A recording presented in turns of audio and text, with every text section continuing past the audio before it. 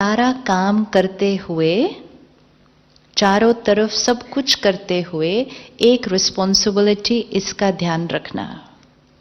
जैसे घर में क्रेडल में एक बच्चा है और मां को घर का सारा काम करना है, तो क्या वो मां दोनों चीजें कर सकती है कि बच्चे का भी ध्यान रखे और घर का भी काम करे?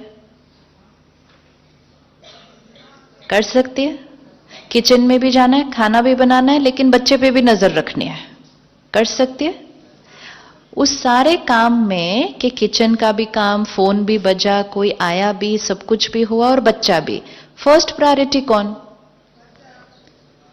फर्स्ट प्रायोरिटी कौन? बच्चा। विच मीन्स सब कुछ करते हुए अगर बच्चा थोड़ा सा यहां से रोया, तो what is the mother going to do? What's the mother going to do? वो वहां से विड्रॉ करेगी, आधा मिनट यहां जाएगी, उसको क्या करेगी? प्यार से थपथपाएगी, वापस काम पर आएगी। अगर उसने वो आधा मिनट निकालकर बच्चे को नहीं थपथपाया, तो बच्चे का रोना क्या हो जाएगा? ये बच्चा कई दिनों से अंदर रो रहा है, लेकिन हमने क्या कहा? I am very busy. आजकल ये हमारा स्टेटस सिंबल है कि हम कितने बिजी हैं। अगर हम बिजी नहीं तो फिर हम तो सफल ही नहीं, कि हम बिजी नहीं है। आप में से कौन कौन busy? I am busy is not a healthy line to say to yourself, क्योंकि जैसे एक एक थॉट का प्रभाव होता है। जैसे ही हमने कहा आई एम बिजी, तो मैंने अपने मन और शरीर को क्या मैसेज दिया? टाइम नहीं है मेरे पास। एक है, कुछ लोग होते हैं बिना कुछ करे भी बहुत बिजी होते हैं। ऐसे लोग मिले कभी? कुछ ज्यादा कर नहीं रहे, लेकिन दिखेंगे ऐसे जैसे बहुत बिजी बिजी है सारा दिन। और कुछ लोग होते हैं बहुत कुछ करते हुए भी इजी है। तो busy is an attitude, it's not about how much work we are doing. I could be doing very little but feeling very busy. And I could be doing a lot but feeling very easy. आप में से कौन कौन busy है? ये thought को भी हमें क्या करना है? क्योंकि बिजी मतलब माइंड टर्बुलेंट, इजी मतलब mind. Busy and easy is here, not here. It's not here, it's here. कि मेरा मन कितना रिलैक्स्ड है, शांत है, पीसफुल है, एट ईज है। एंड बिजी मतलब ये पूरा टाइम कैसा है? हलचल में है। तो सब कुछ करते हुए हमारा एक ध्यान किसकी तरफ होना चाहिए था? इस बच्चे की तरफ। ये भी काम करना है, ये भी काम करना है, ये भी काम करना है, ये भी करना है, पेशेंट भी मिलने हैं, सर्जरी भी करनी है, घर भी जाना है, सोशल वर्क भी करना है, सब कुछ करना है, लेकिन एक नजर किसकी तरफ? अगर ये बच्चा बीच में से थोड़ा सा रोया, तो हमें क्या करना था?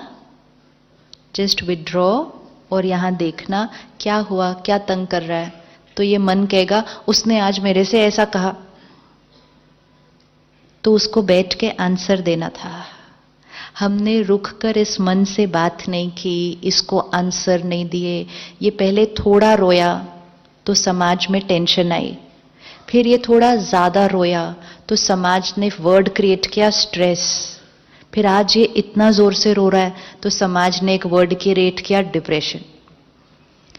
दिस इज साइन कि हमारा मन का रोने का वॉल्यूम क्या होता गया।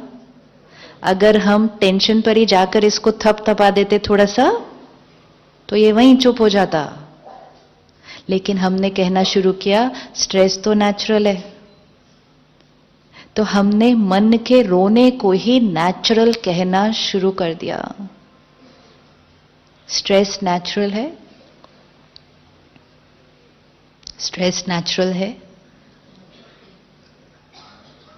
स्ट्रेस नेचुरल है।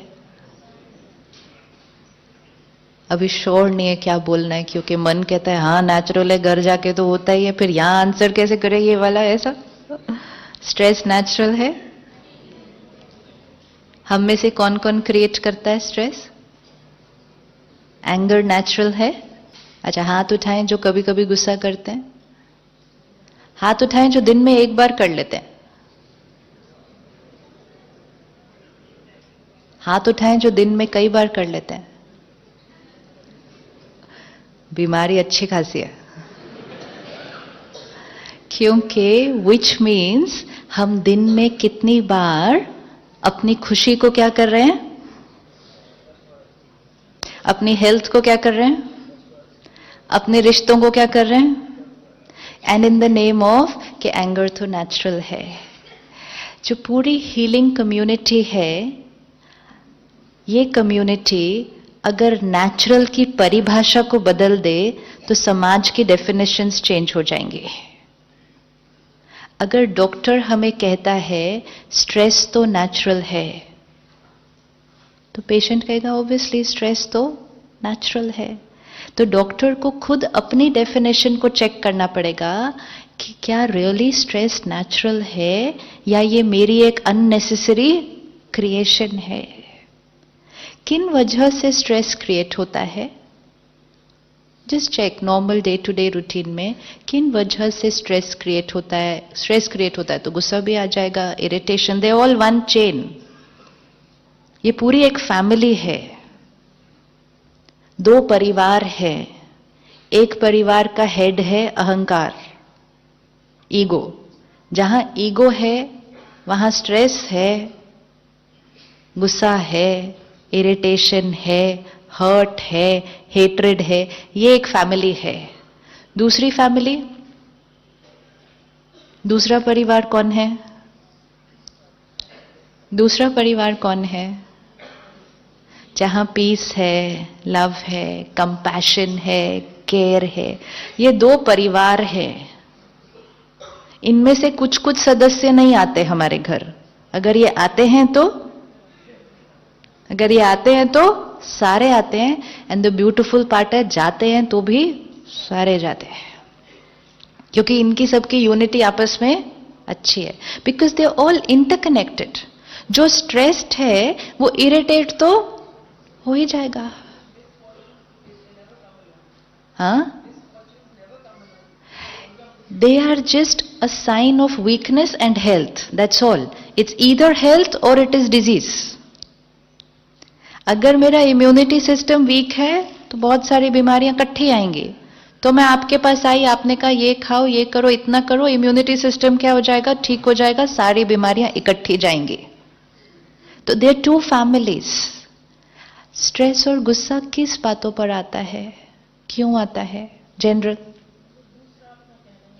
जब दूसरा अपना कहना नहीं मानता, और टाइम मैनेजमेंट प्रॉब्लम, और लोग हमारी एक्सपेक्टेशंस को मीट नहीं करते। अच्छा, और फाइनेंशियल अप एंड डाउन, और lack of confidence. Anything else? Stress होता है, गुस्सा आता है कब? पूरा सीन माइंड की स्क्रीन पर सामने लेकर आइए। जब लास्ट गुस्सा क्रिएट किया था, सीन क्या था, परिस्थिति क्या थी, सामने वाले ने कैसा व्यवहार किया था, और हमने कैसे रिएक्ट किया। पूरी सीन को देखें। अब इस सीन को थोड़ा सा रिवाइंड करके फिर से देखें। सीन सेम, लोगों का व्यवहार सेम, जो बात थी वो सेम। अगर मुझे आज चांस मिले, क्या मेरे पास ऑप्शन है उसी सीन को एक अलग तरह से करने का, एंड अपने आप को वो दूसरी तरह से करते हुए देखे। किस किस को दिख गए दोनों सीन दिखे? पहले वाला ऑप्शन, सेकंड ऑप्शन। क्या चेंज देखा अपने अंदर सेकंड ऑप्शन में? एनीबडी? सपोज आपके क्लिनिक में, आपके हॉस्पिटल में किसी ने बहुत बड़ी गलती कर दी है, right?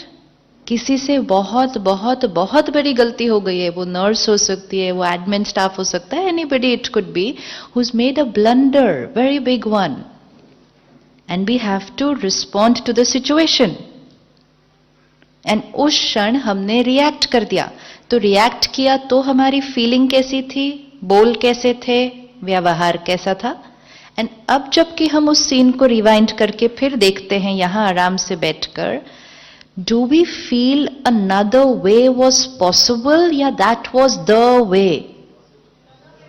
Another way was possible, right? उस टाइम नहीं वो ऑप्शन आया, अभी तो आ रहा है।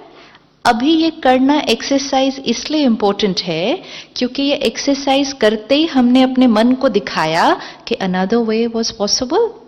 अब ये अनदर वे जब हमने यहां देखा, ये यहां रिकॉर्ड हो गया और हमने इस मन को कहा कल फिर कोई गलती करेगा। बातें तो रोज आने वाली हैं, कहना लोग नहीं मानेंगे, लोग अपने अनुसार चलेंगे, किसी से गलती भी हो जाएगी। सामने वाला गलती करेगा, लेकिन क्या मेरे को गलत तरह से ही रिएक्ट करना है हर बार? एंड गलत तरीका मतलब वो जिसमें मेरी शक्ति जाती है, मेरी सेहत खराब होती है, मेरे रिश्ते अफेक्ट होते हैं। That is damaging for me. So now what did we see in the second option? क्या दिखाई दिया? यू हैव एक्सेप्टेड, तो रिस्पॉन्ड क्या था? एक्सेप्ट किया तो क्या दिखा? फॉरगिवनेस। दिखा क्या? व्यवहार में क्या डिफरेंस दिखा?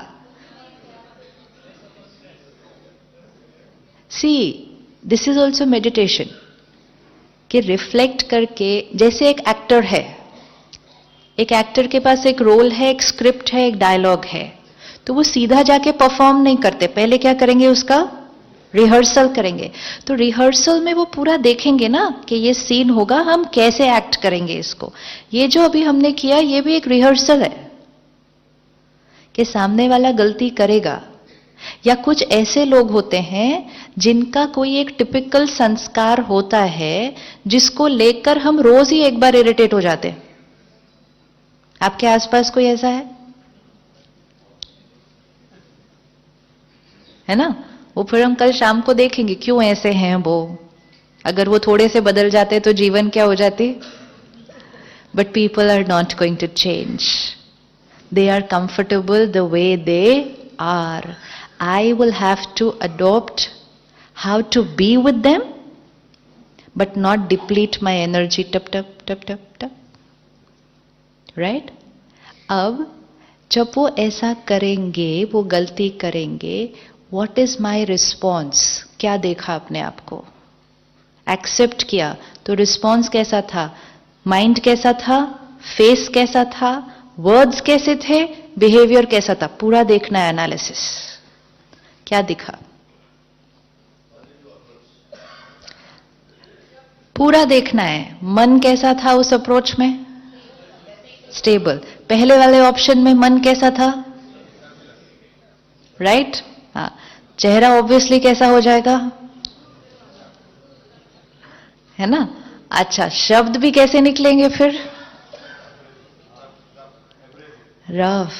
कई बार ऐसे वर्ड्स निकल जाते हैं मुख से जो दूसरे को तो बुरा लगता ही लगता है, हमें भी नहीं लगता ठीक कि हमें ऐसा नहीं बोलना चाहिए था। होता है ऐसा? या तो वर्ड्स भी गलत निकल गए, तो बॉडी लैंग्वेज भी पूरी क्या हो गई?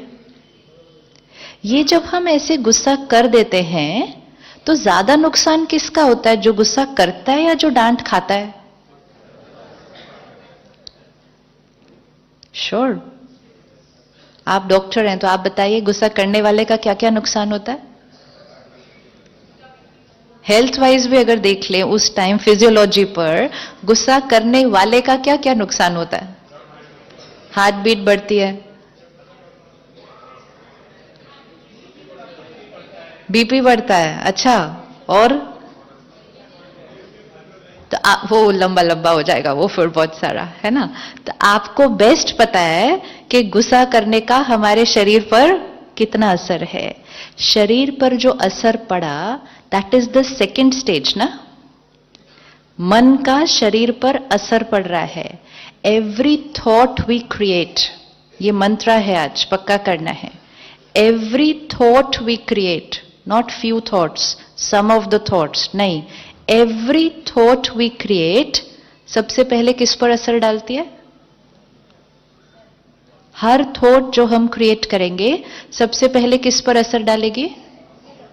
सबसे पहले यहां पर असर डालेगी कि how will I feel. Suppose हम इस हॉल में एंटर हुए और हमने एक थॉट क्रिएट की, कितना सुंदर हॉल है, जस्ट एक थॉट। तो जैसे हम ये थॉट क्रिएट करेंगे, कितना सुंदर हॉल है, we will feel nice, right? That's one. अगर हम इस हॉल में एंटर किए और हमने एक थॉट क्रिएट की, ये कैसा हॉल है, तो फीलिंग चेंज हो जाएगी। And which means every thought I create will first affect how I feel. Second, every thought I create का किस पर असर पड़ेगा? Second,